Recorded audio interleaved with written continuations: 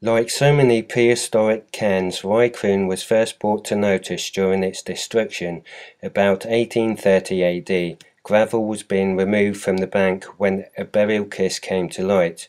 Later houses were built nearby and a lime kiln was driven into the west side of the cairn.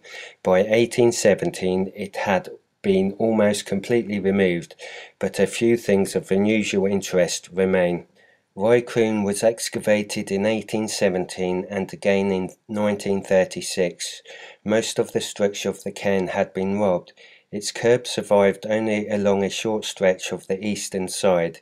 Enough remained to show that it is probably modified at least once in prehistory. The central kist is probably the earliest and that the next to the south is definitely secondary. The southernmost is probably a relic of a different cairn arrangement, but we do not know whether it was earlier or later than the other kists. The southernmost kist is of great interest. On the inside face of its west end are carved at least 8 axe heads, produced by pecking a slab with a hard stone. At the east end of the kist was a unique carving, perhaps showing the rib and keel of a skinned boat, although other interpretations have been suggested. Kist immediately north of this had side slabs grooved vertically to allow the end slabs to make a close fit.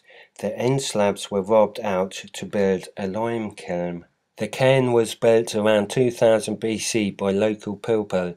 There are many sources of copper in the area, and judging by the axe head carving, these people worked copper and bronze to make weapons and tools. They will have been the descendants of those who buried their dead in the communal burial chambers like that at Netherlagi, South Cairn. But since about 2300 BC, their ancestors had been taken to burying their dead in individual graves like the kist we see here. Thank you very much for taking the time to watch my video.